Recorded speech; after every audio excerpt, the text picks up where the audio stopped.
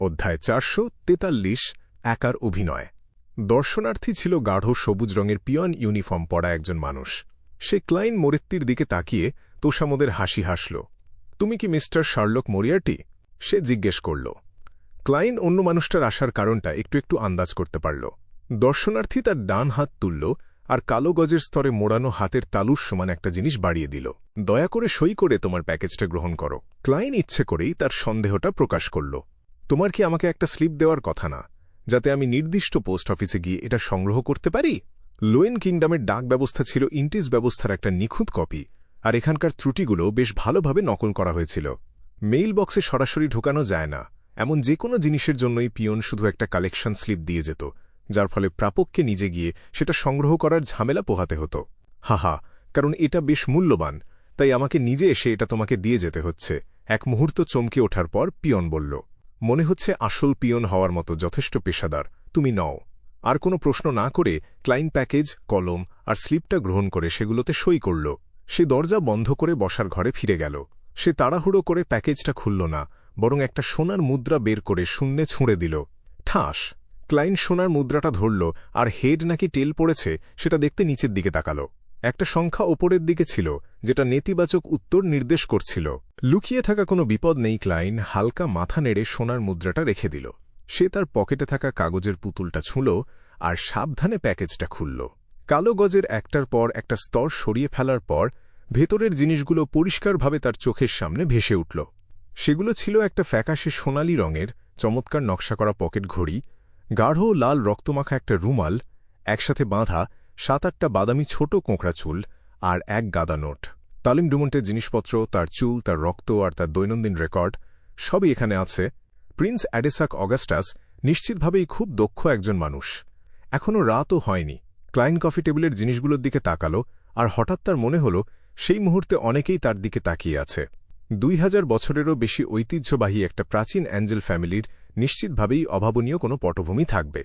রাজপরিবারের অভ্যন্তরীণ দ্বন্দ্বের সাথে জড়িয়ে পড়ার কারণে যে কোনো মুহূর্তে আর যে কোনো জায়গায় আমার গুড়িয়ে যাওয়ার সম্ভাবনা আছে। হয়তো এখন থেকেই আমার ওপর নজর রাখা হচ্ছে। আমার নিরাপত্তা নিশ্চিত করতে আমাকে যথেষ্ট সাধারণ আর অপদার্থ হিসেবে নিজেকে তুলে ধরতে হবে। ক্লাইন আগেই সিদ্ধান্ত নিয়েছিল সে কি করবে, তাই সে সময় নিয়ে পকেট ঘড়ি, রুমাল আর চুলগুলো পরীক্ষা করল। এই প্রক্রিয়ার সময় তার আধ্যাত্মিক প্রবৃত্তি তাকে কোনো সতর্কবার্তা দিল না, অথবা তাকে ভবিষ্যদ্বাণী করার চেষ্টায় বাধাও দিল না। পরিস্থিতিটা আরও ভালোভাবে বোঝার পর ক্লাইন চিঠিটা বের করল, একটা কলম নিল আর তার ভবিষ্যদ্বাণীর বাক্যটা লিখল।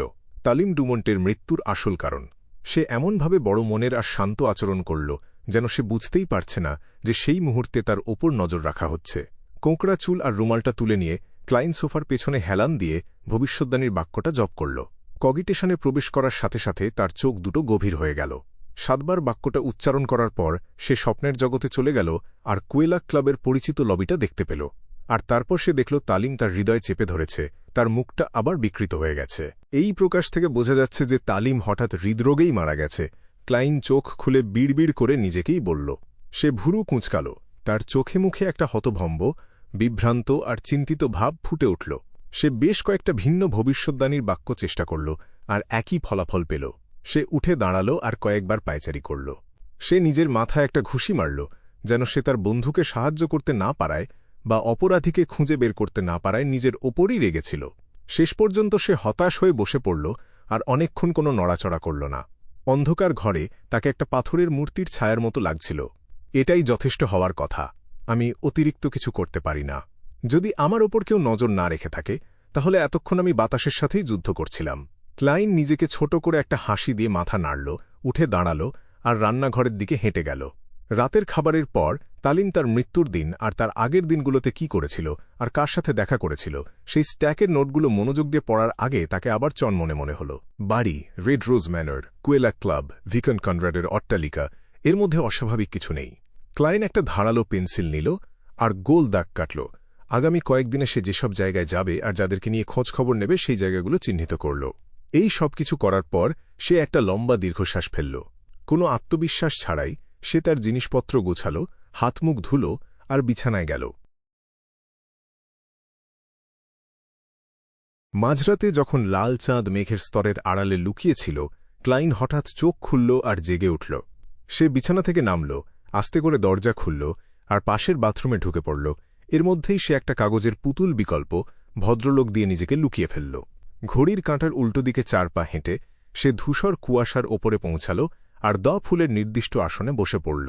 তার চোখগুলো পরিষ্কার হয়ে গিয়েছিল, আর সে হতাশ, বিষণ্ণ অথবা নৈরাশ্যবাদী ছিল না।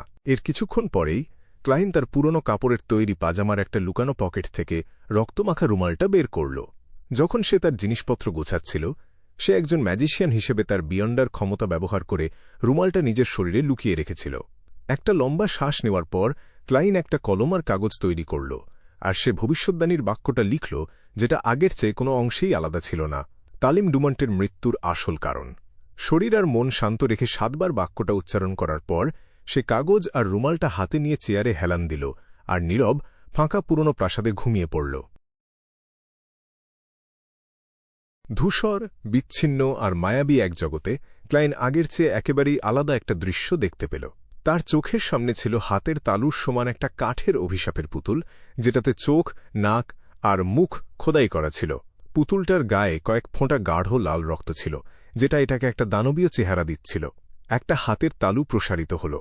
চামড়াটা ছিল সাদা আর চমৎকার, মসৃণ আর সুন্দর, সাথে 5টা সরু আর সূক্ষ্ম আঙুল ছিল, যা হাতের রক্তমাংস আর হাড়কে আরও স্পষ্ট করে তুলছিল। সবচেয়ে বেশি চোখে পড়ার মতো জিনিস ছিল হাতের কনিষ্ঠ আঙুলে পরা নীলকান্তমণি বসানো একটা অসাধারণ আংটি। ঠাস! হাতের তর্জনীটা কালো শিখায় মোড়ানো ছিল যখন সেটা কাঠের অভিশাপের পুতুলের হৃৎপিণ্ডের দিকে তাক করল। কোনো শব্দ ছাড়াই দৃশ্যটা ভেঙে টুকরো টুকরো হয়ে গেল, আর ক্লাইন তার স্বপ্ন থেকে জেগে উঠল। তার প্রাথমিক ধারণা ভুল ছিল না। তালিম একটা অভিশাপেই মারা গিয়েছিল। কিন্তু একটা সমস্যা ছিল, সে তো অভিশাপের দৃশ্যটা দেখেই ফেলেছিল। তাহলে দৃশ্যটা সম্পূর্ণভাবে দেখানো হল না কেন? ধূসর কুয়াশার ওপরের এই রহস্যময় জায়গাটা সব ধরনের বাধা দূর করতে সক্ষম ক্লাইন এক মুহূর্তের জন্য বিভ্রান্ত হল। সাধারণভাবে বলতে গেলে খুব বেশি বিমূর্ত আর ভুল বোঝার সম্ভাবনা থাকে এমন কোনো প্রকাশ পাওয়াটা তার সীমিত ভবিষ্যদ্বাণীর ক্ষমতার একটা সমস্যা ছিল। এর মানে হল সে যে বিষয়টা নিয়ে ভবিষ্যদ্বাণী করছিল সেটার কাঠিন্য অনেক বেশি ছিল, আর এর সাথে ধূসর কুয়াশার কোনো সম্পর্ক ছিল না। এটা বোঝার মতোই একটা ফলাফল ছিল, কিন্তু সে তো পরিষ্কারভাবেই খুন করা অভিশাপের দৃশ্যটা দেখেছিল। তবুও তাকে পরিস্থিতিটার একটা ছোট পরিসরে সীমাবদ্ধ রাখা হয়েছিল। এটা তুলনামূলকভাবে খুব একটা কার্যকরী প্রকাশ দেয়নি, বরং বিষয়টা বিভ্রান্তিকর ছিল। আমি কি অতীতে কখনো এমন কোনো পরিস্থিতির মুখোমুখি হয়েছি? ক্লাইন তার অতীতের অভিজ্ঞতাগুলো হাতড়ে দেখতে লাগল। হঠাৎ সে সোজা হয়ে বসল। একই রকম একটা অভিজ্ঞতার কথা তার মনে পড়ে গেল। টিঙ্গেনে যখন সে অসংখ্য কাকতালীয় ঘটনার পিছনের আসল কারণটা নিয়ে ভবিষ্যদ্বাণী করছিল, তখন ঠিক এমন কিছুই ঘটেছিল। সে পরিষ্কারভাবে লাল চিমনিওয়ালা বাড়িটা দেখতে পেয়েছিল, কিন্তু সে ইনসে জ্যাংউইল আর সিল করা প্রত্নবস্তু 008-এর কাছে পৌঁছাতে পারেনি। এটা কি গ্রেড 0 এর সিল করা প্রত্নবস্তুর সমতুল্য কোনো ব্যক্তি বা বস্তুর ক্ষমতা, যেটা ধূসর কুয়াশার শক্তিকে বাধা দিচ্ছে? ক্লাইনের চোখ দুটো হঠাৎ ছোট হয়ে এলো। না, তা নাও হতে পারে। এখনও বেশ কয়েকটা সম্ভাবনা আছে। আমাকে এটা আবার নিশ্চিত করতে হবে। শান্ত হওয়ার জন্য সে অনেক চেষ্টা করল।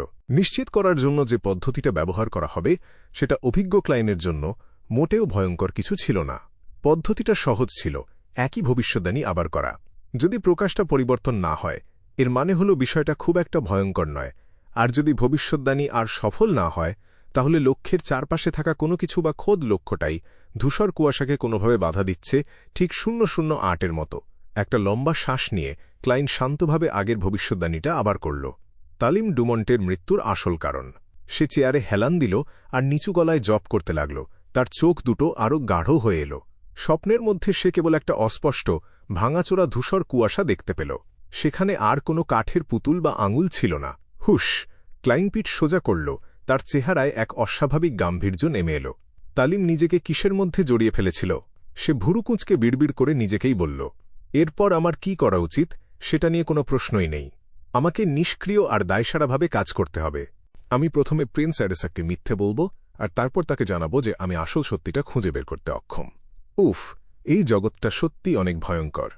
একটু অসতর্ক হলেই আমি ভয়ঙ্কর কিছুর সংস্পর্শে চলে আসব। ক্লাইন দীর্ঘশ্বাস ফেলল, আর একটু অপেক্ষা করার সাহস না পেয়ে সে দ্রুত বাস্তব জগতে বাথরুমে ফিরে এল। মঙ্গলবার সকাল 9টা, ক্রাউন সিমেট্রিতে। ক্লাইন কালো শার্ট, কালো ভেস্ট আর একটা কালো টুইডের কোট পরে ভিড়ের একপাশে দাঁড়িয়েছিল, সাথে 12 সলি দিয়ে কেনা কিছু তাজা ফুল তার হাতে ছিল। সে গম্ভীরভাবে তালিমের কফিনটা বয়ে নিয়ে যেতে দেখল। তার আত্মার শান্তি কামনা করা হল, আর ধীরে ধীরে তাকে মাটির নিচে কবর দেওয়া হল। এই প্রক্রিয়ার সময় তালিমের মার চোখ দুটো লাল আর ফুলে গিয়েছিল। সে কয়েকবার কথা বলতে চাইল, কিন্তু তার গলা দিয়ে কোনো শব্দ বের হল না। তালিমের বাবার চুলগুলো পেকে গিয়েছিল, আর তার চেহারায় একটা ক্লান্ত ছাপ ছিল। সে শুধু সেখানে দাঁড়িয়েছিল আর হালকা কাঁপছিল। দৃশ্যটা যখন তার চোখে প্রতিফলিত হল, ক্লাইন মাথা পেছনের দিকে হেলিয়ে চোখ বন্ধ করল। শোক পালনকারীরা চলে যাওয়া পর্যন্ত সে অপেক্ষা করল, তারপর এগিয়ে গেল, নিচু হল, আর অন্য ফুলগুলোর ওপরে তার সাদা ফুলগুলো রাখল। আমাকে ক্ষমা করো, সে মনে মনে নীরবে বলল। উঠে দাঁড়িয়ে সে একপাশে সরে গেল, আর যখন চলে যাওয়ার উপক্রম করল, তখন ক্লাইন খেয়াল করল রিপোর্টার মাইক জোসেফ আর সার্জন অ্যারন সেরেস এগিয়ে আসছে। কি দুঃখজনক! আমি কখনোই ভাবিনি যে তালিম সত্যি সত্যি সত্যি মাইকের চেহারায় একটা যন্ত্রণার ছাপ ছিল, কারণ সে তার কথা শেষ করতে পারল না। অ্যারন, যে সবসময় আবেগহীন ছিল, সে তার চশমা খুলল আর চোখের কোণ মুছল। সে দীর্ঘশ্বাস ফেলে বলল, সে খুব বড় মনের একজন মানুষ ছিল। তার শেষটা এমন হওয়া উচিত হয়নি। হ্যাঁ, সে হয়তো তার দাদার দুর্নাম মুছে ফেলতে পারত। ক্লাইন সুর মেলাল। ঠিক তখনই সে দেখল মোটা কালো পোশাক পরা ঘোমটায় মুখ ঢাকা এক নারী তালিমের কবরের দিকে এগিয়ে আসছে। তার হাতেও এক তোড়া সাদা ফুল ছিল। ক্লাইন অন্যদিকে তাকাল, খুব একটা পাত্তা দিল না, শুধু চোখের কোণ দিয়ে নজর রাখল। ফুলগুলো রাখার জন্য নারীটি নিচু হল, আর তার বাম হাতের তালুটা বেরিয়ে পড়ল, যেটা কালো গজের দস্তানা দিয়ে ঢাকা ছিল। তার বাম হাতের কনিষ্ঠ আঙুলে একটা নীল রঙের রত্ন হালকাভাবে দেখা গেল। ক্লাইনের মাথার ত্বক মুহূর্তের মধ্যে শিউরে উঠল। তার পুরো শরীর অবশ হয়ে এল।